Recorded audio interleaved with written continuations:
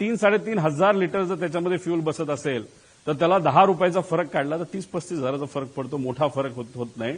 त्यामुळे एवढं फ्यूल पंखात पण आणि आत पण असं आमचं मत आहे की हे एवढं घेऊन बारामतीच्या दिशेने जाण्याचं कारण काय. आणि जे मी पायलटच्या बाबतीत बोललो होतो की मुद्दामूनच कदाचित त्याचा वापर करून, पायलटचा वापर करून हा घातपात झाला असावा आणि त्या घातपातामध्ये फ्यूल जास्त असलं की मोठा स्फोट होईल, हे कुठेतरी शंका लोकांच्या मनामध्ये, आमच्या मनामध्ये ती कुठेतरी खरी ठरताना आपण सर्वजण बघू शकतो. हा तसा या ईमेल प्रमाणे फ्लाईट प्लॅन आहे, पण आम्हाला जे कळालंय तसा ऑफिशियली त्यांनी डीजीसीएला सांगितलं नव्हतं त्यांचा फ्लाईट प्लॅन काय.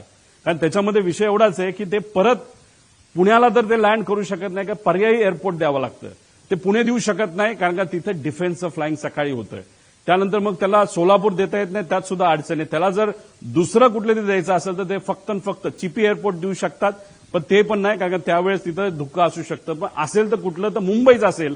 त्यामुळे ते उगाच तुम्ही जो फेरफटका मारला तो न मारता अंदाज घेऊन 3000ची व्हिजिबिलिटी जी 5000 पेक्षा कमी आहे. 5000 हे डीजीसीएचं नॉर्म आहे. एक तर तुम्ही उडायला नव्हतं पाहिजे, हा आमचा मुद्दा आहे. आणि उडला तरी लँड करण्याचा प्रयत्न तिथं केला नाही पाहिजे. तुम्हाला परत मुंबईला यावं लागलं असतं.